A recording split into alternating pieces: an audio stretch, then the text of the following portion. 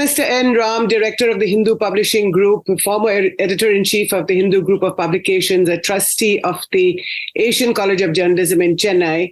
And today we are talking about the raids and interrogations by the special cell of the Delhi police against several journalists in Delhi, also a social historian, as well as other activists, including a comedian, Sanjay Rajora. Mr. Ram, first of all, welcome to The Print. Thank you so much for your time. Your first comments on these raids that have just taken place. It seems it's unconfirmed reports that a couple of journalists have been released, but your comments. Outrageous. We already, earlier episodes attacks suggested a new low, but this is the lowest. It's outrageous, and I think it's completely lawless, because the reports say that no papers were given to those who were taken away for questioning, or whose places were raided, whose devices were seized. What's the law? Is there no due process here or procedure established by law? What are the rules? They just come in and take it away. And then what is outrageous is the reports say that the Unlawful Activities Prevention Act, as well as 153A of the Indian Penal Code, have been invoked in this case. Absolutely. Yes, absolutely. That's what I was just going to say, that the search and seizure warrants that the Delhi policemen and women, because there are a couple of women journalists as well who were interrogated early this morning. The raids also seem to have been synchronized across 35 locations in Delhi. So they all came to the houses of these journalists between 6 a.m. and 7 a.m. this Tuesday morning, and gave them the warrant under the UAPA, this absolutely dreaded terrorist act, which basically accuses these journalists of promoting enmity and alleging that what else can you call them? They're alleging that these journalists are terrorists. Yeah, and look at the scale of it. 35 locations, you said, and that's about 50 individuals have been affected by this in various ways. That's what the reports say. And this is outrageous. Of course, the UAPA has been used in Kashmir and in some other cases, but those are targeting individuals, bad enough. But this is on a scale that has not been seen in recent times. A swoop. Anyone connected with Newsclick or they think who's contributed something, including independent journalists, have been targeted. Of course, the prime target is Prabir Purkayastha, an influential intellectual of the Indian left, a specialist in several areas, software, the power sector, engineering, and so on. And, they're really trying to suppress Newsclick, but it goes beyond that, to send a message, I think. That's my next question, Mr. Ram. These raids, although, like you said, they've been targeting journalists off the Newsclick web portal, but what is the message? What is the bigger message? They've also targeted Sanjay Rajora, a comedian, a historian, Sohail Hashmi, Teesta Setalvad, who's a very well-known civil rights activist in Mumbai. The Delhi police came to her door in Mumbai. What do you think is the message? Teesta, you get off, you get bail on one, and then they invoke something else. That's the case with Teesta. It's just outrageous. And to rely on this ridiculous story in the New York Times, the story, I think, was really a hit job by the New York Times, the journalists. Of course, there are some details which are of interest to people, but the whole story about Neville Roy Singham, a founder of ThoughtWorks, who after selling the ThoughtWorks for a substantial sum, invested the majority of that money into foundations and private, not-for-profit private companies. And Newsclick has there are two references. I read that story carefully. Two lazy references to Newsweek. Saying, that's all. The rest is all about something else. And a minister was quoted as saying that Chinese money has come in. On the contrary, Roy Singham has invested his money, has given away his money to these foundations. And he's supporting progressive or left causes in different places. And so far as Newsclick is concerned, the New York Times story does not allege any illegality. It's just a sort of ideological thing, saying that it published some Chinese talking points, and that's based on one video about the 70th year of the Chinese Revolution, something they had. And, Indian media published a lot of stuff. To single out Newsclick in this way was both absurd, actually. Legally speaking, it's absurd. And it'll be interesting to see how the courts respond when this matter is taken to the appropriate legal forums. What is the larger message? Why are they targeting Newsclick, and why are they targeting Suhail Hashmi, who is a member also of the Indian left? Sanjay Rajora, he's a comedian. I'm not sure that he's a member of any political organization. But what do you think the government, or in this case, the Ministry of Interior run by Home Minister Amit Shah, under whose control and command and influence the Delhi police comes, what is the larger message? Message is we don't care for the news media because we rely on the social media. We have this all this, this whole disinformation resource. We have huge quantities of it. We have thousands or tens of thousands of people, lakhs of people who generate this stuff, toxic stuff. So we don't need you. Just as the Prime Minister doesn't take journalists on, when he goes abroad, breaking the, pattern established by previous prime ministers, presidents, vice presidents, and so on, but particularly prime ministers. The message is very clear that this is you're living in a different world. We don't care for you. The few of you who would, support us, we'll give you some rewards. We'll throw some crumbs at you, and so on. But we don't care about the whole sector. We used to believe that the Indian press and subsequently news television and now the digital players all mattered, but they have only contempt for it. But I think it's a huge miscalculation because if you look at the media scene in India, it's diverse still, even though monopolization, there's a trend that is taking place, even though it seems to be completely dominated by the propagandists, pro-BJP, pro-central government propagandist media. And some of them, I think, will share this, no doubt. We know that. Some of the, particularly two notorious TV channels who won't name on this program. Okay. Some of that, because we've seen that before on Newsclick itself. So this is the message. And then the other part of the message is, don't you dare cross this line. Mm-hmm. You can't cover the farmers' protest the way you have. You can't criticize us for being at odds with the Bihar caste census. You can't criticize the way we handle the economy, and so on. We've seen this before during the emergency, but that was quite different. Mm-hmm. The making of the emergency, the authoritarianism was different from what we see today, where it's communalism, it's disinformation, it's hate on a scale not seen before. And so what is this line that they don't want you to cross? They don't want journalists like yourselves and the rest of us in the media. What is this Lakshman Rekha that they do not want you to cross? That they mean the Modi government? The line keeps changing according to the person at the receiving end is concerned, the minister or the chief minister or the prime minister or the home minister and so on.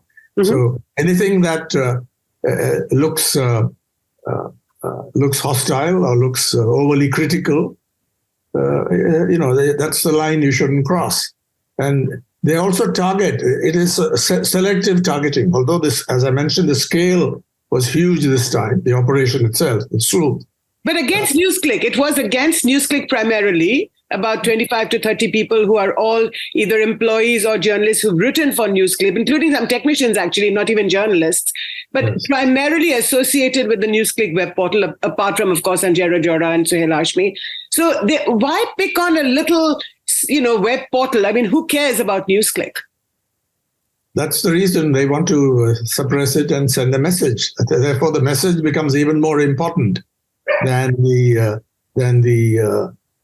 wounds inflicted on Newsclick, than the consequences of this, military-style attack by the special cell, the notorious special police cell. It's done this before. I think there are many legal issues also involved, and we need a battery of lawyers offering pro bono services or to the journalists involved, because you've got to take it on. Mr. Fali Nariman has spoken on it, and I heard an interview, and several other lawyers. And I think you really also have to fight this on the legal front, because is it all right to take away somebody's devices without giving them a copy of the contents? Right. And for in some cases, it's been they keep it over a year or 2 years and so on. So people forget about it. Huge losses inflicted on individual journalists, people who are in no way, there's no connection between the charges and these people, what they've done. There's no conceivable connection at all. So it may be targeted only at, primarily, as you said, Newsclick, although others have also suffered. Yeah. But the idea is to send the message. I think that's even more important. So, Mr. Ram, you talked about the emergency. You just mentioned the emergency, and you said that was very different. You were a journalist then. You're a journalist today. What's different today?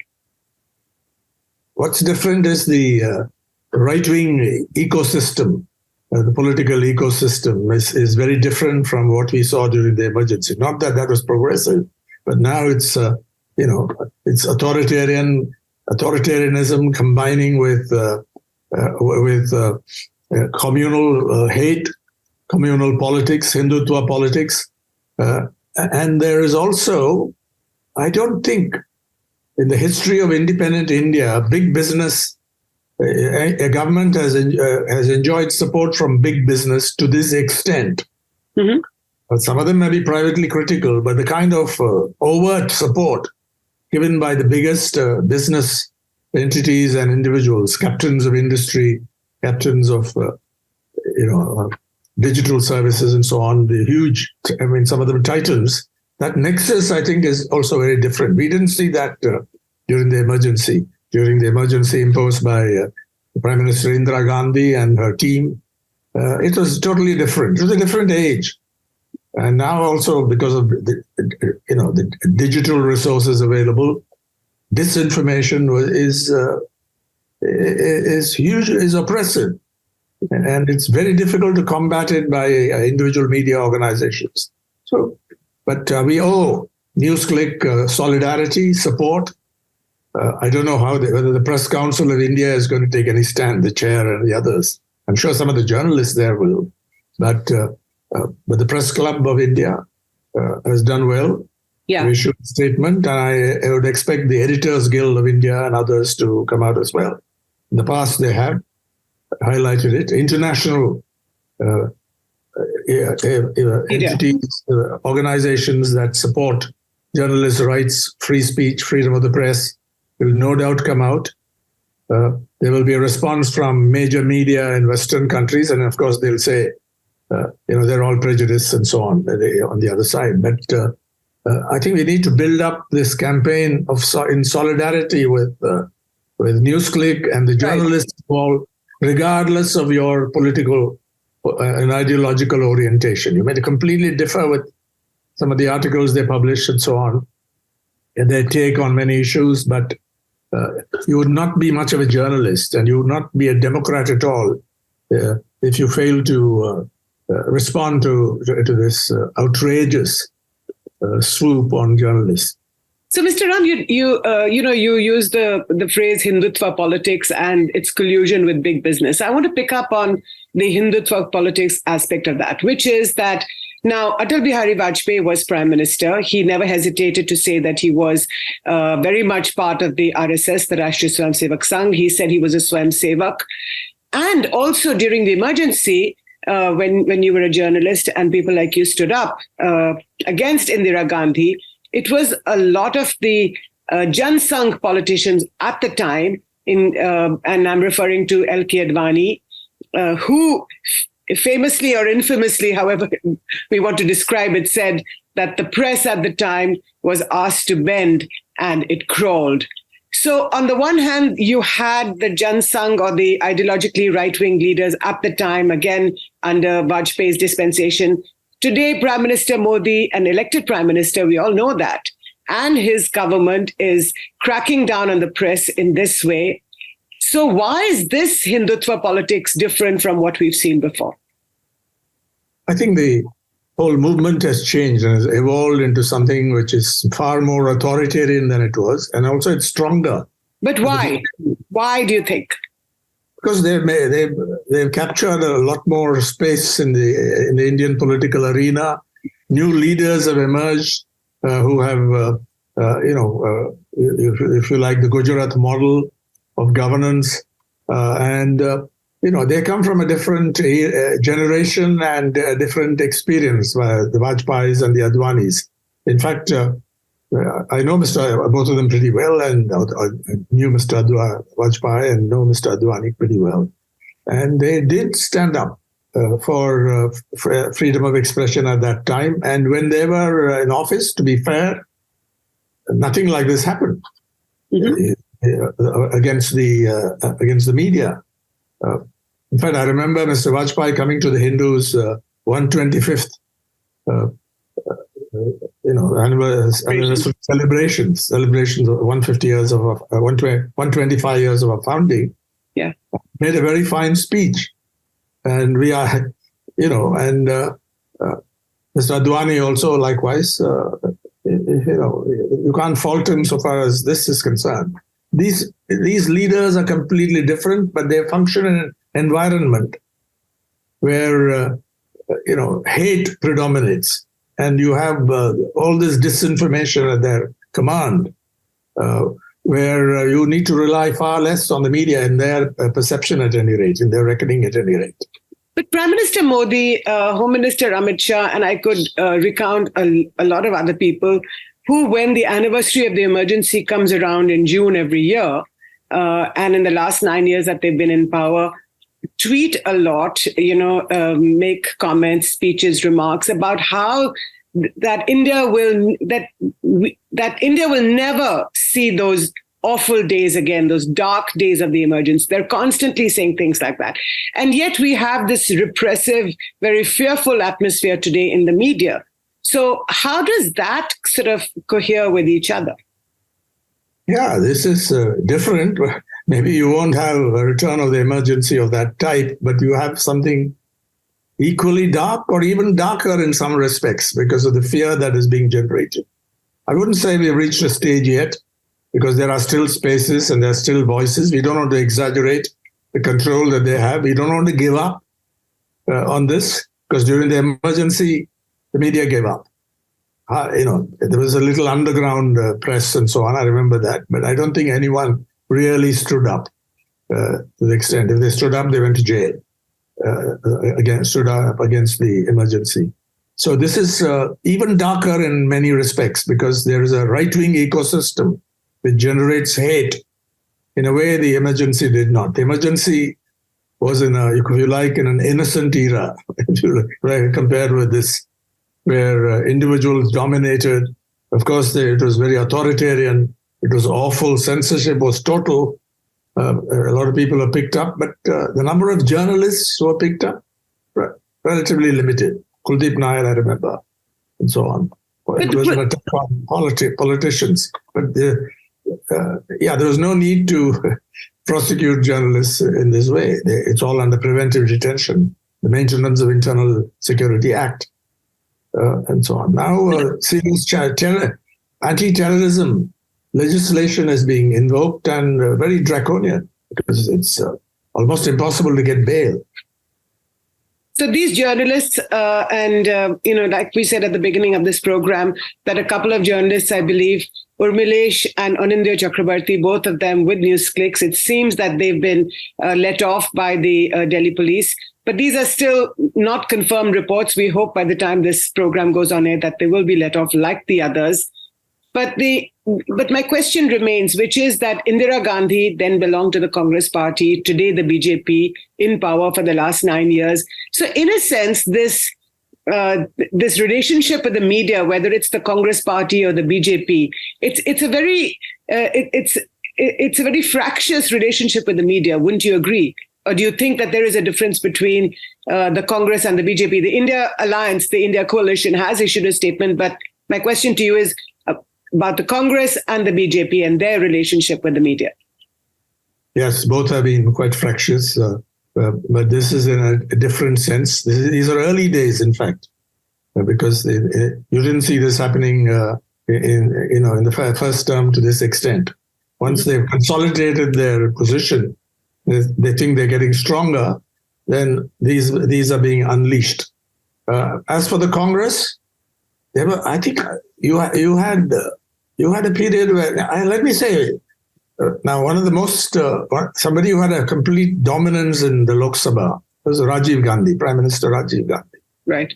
I was involved in the Bofors investigation. And to his credit, there was no repression of any kind on that. And that was a matter of virtually political life and death, one of the issues for him. And to the credit of Prime Minister Rajiv Gandhi, although he didn't enjoy reading the stuff, what we wrote, none of this happened. No journalist was picked up and so on. In fact, I met him also on this, and it was a perfectly civil exchange at the height of the investigation, so on. So there were periods when the Congress behaved. Of course, there was one blot on his prime ministership, the Anti-Defamation Bill of 1988. Right. A huge outcry, huge protest against it, and he quickly gave it up. There was no repression. There were demonstrations outside, in Delhi, for example. And some of us were there, along with Mr. Ramnath Goenka, I remember. Mm-hmm. But no repression of any kind at that time. So the whole period of Rajiv Gandhi's prime ministership, you can say, was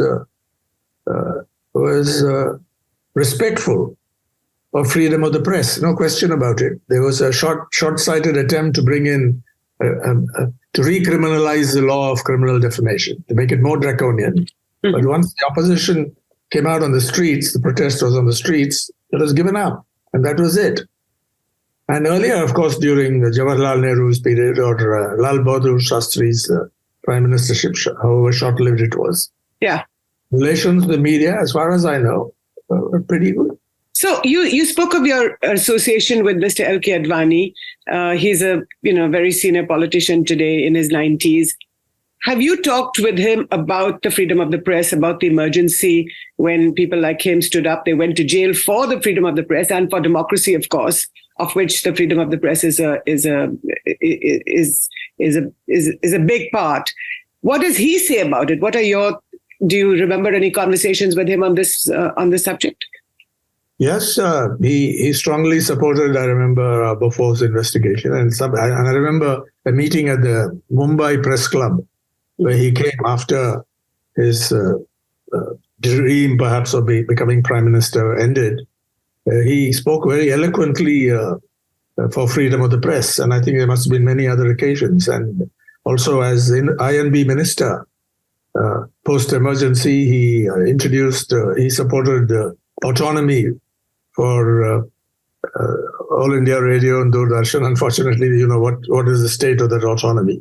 But there was some attempt. So we know that he's on record with people like me, as well as publicly supporting the right of the press to be critical, to investigate, to be even aggressive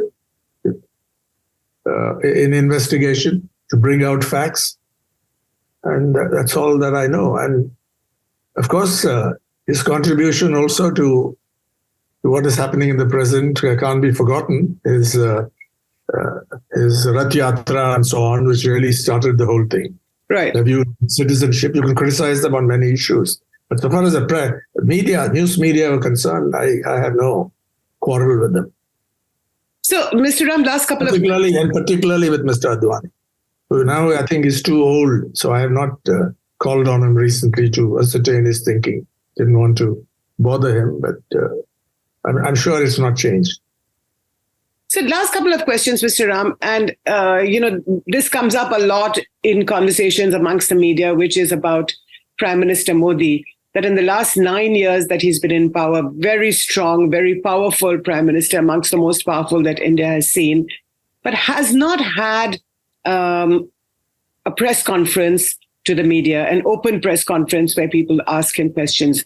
There have been meetings and interviews that he's given to a lot of journalists, but not a press conference as such. So why do you think that he's perhaps the first prime minister of our country who has not held a press conference? I think it's because he thinks that it's not important, and he wants to put them in their place.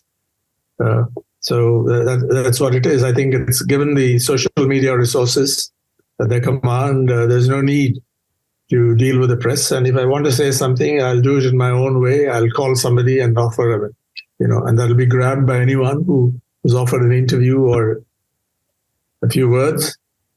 Of course, it's not that he doesn't meet the media. I was part of a group of about 40 or 50 people from Tamil Nadu who were invited to meet him, and we had an off-the-record chat, conversation for about 2 hours in the Parliament Annex before the 2019 election. So it's not that nobody meets him, but he won't do a press conference. That's the fact. And we've allowed that to happen. We've allowed that to happen, given the state of the media, the kind of, large sections of the mainstream media, mainly television, but also newspapers, fall in line. And there's this famous, I've quoted it any number of times, but I'll risk saying it again. These lines by Humpert Wolff. You can't hope to bribe or twist, thank God, the British journalist, but considering what the man will do unbribed, there's no occasion to. So I think that's the attitude, that's how people behave to a considerable extent in the Indian media space, and therefore we've asked for it. If people behave like that, naturally, those in power will be condescending or will have contempt for you, treat you as dependents. So you're saying that the government is treating us like dependents, and in a sense, it's been able to divide and rule the media, isn't it? I mean, we are a very big country, a large country with so many different languages in which we write our reports and do our stories. But the government has been able to divide and rule, wouldn't you say? To some extent, although I don't want to exaggerate the degree of control they have. And that doesn't compare with the control that existed during the emergency in more innocent times, if you like, simpler times for the media, because TV was not a big thing at that time, certainly not private channels.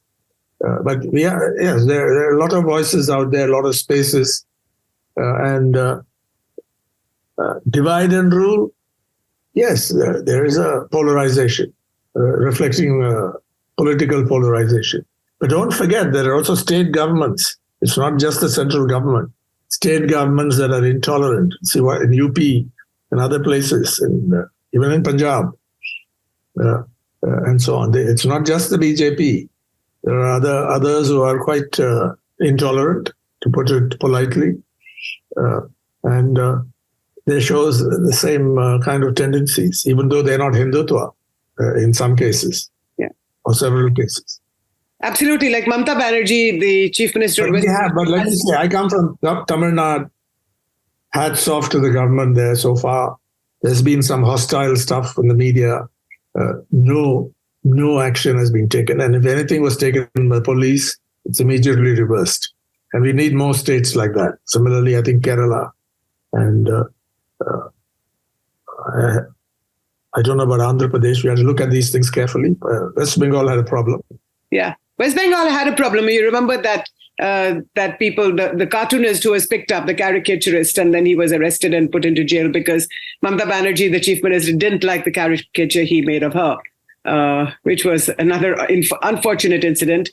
But I do want to say that voices like yours who will continue to speak up, and those of us at The Print as well, and in many other media houses, the fight will go on. And thank you so much, Mr. Ram, for your time. We do hope that by the time this interview is broadcast on the Print's YouTube channel, that all the journalists from Newsclick who have been detained and questioned will be let off, as well as the others, whether it's Suhail Hashmi, Tista Setalvad, and Sanjay Rajora, the comedian. But thank you so much for your time. Thank you very much, Jyoti. And people like you need to speak up. When you have a lot of experience in this, I think we should succeed in this. Thank you, sir. Thank you so much. Thank you.